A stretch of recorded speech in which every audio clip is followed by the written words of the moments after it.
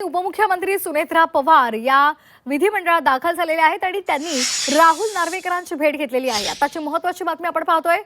उपमुख्यमंत्री सुनेत्रा पवार यांनी विधानसभा अध्यक्ष राहुल नार्वेकरांची भेट घेतलेली आहे। आता या भेटीमध्ये कोणकोणत्या मुद्द्यांवर चर्चा झाली आहे, या भेटीदरम्यान काय नेमकं घडलेलं आहे त्या संदर्भातला तपशील अद्याप समोर आलेला नाहीये। मात्र सुनेत्रा पवार आणि नार्वेकरांची भेट झालेली आहे। सुनेत्रा पवार यांनी विधानसभा अध्यक्ष राहुल नार्वेकरांची भेट घेतलेली आहे। ही थेट दृश्य उपमुख्यमंत्री सुनेत्रा पवार यांचं हे पहिलंच विधिमंडळाचं अधिवेशन आहे। अर्थसंकल्पीय अधिवेशनाला आजपासून सुरुवात होते।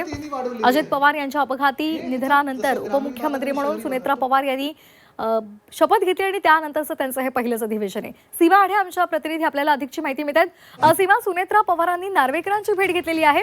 कोणकोणत्या मुद्द्यांसाठी ही खरं तर भेट होती, काय अधिकचे अपडेट्स आहेत?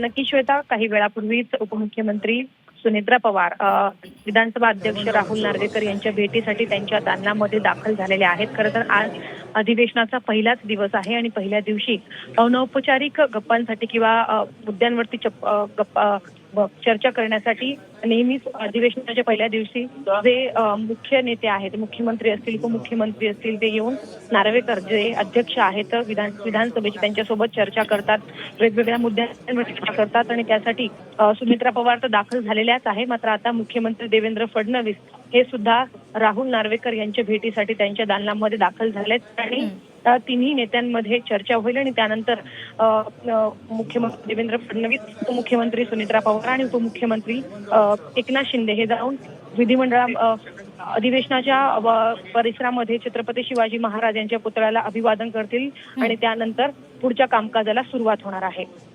धन्यवाद सीमा, दिलेल्या या सविस्तर माहितीसाठी।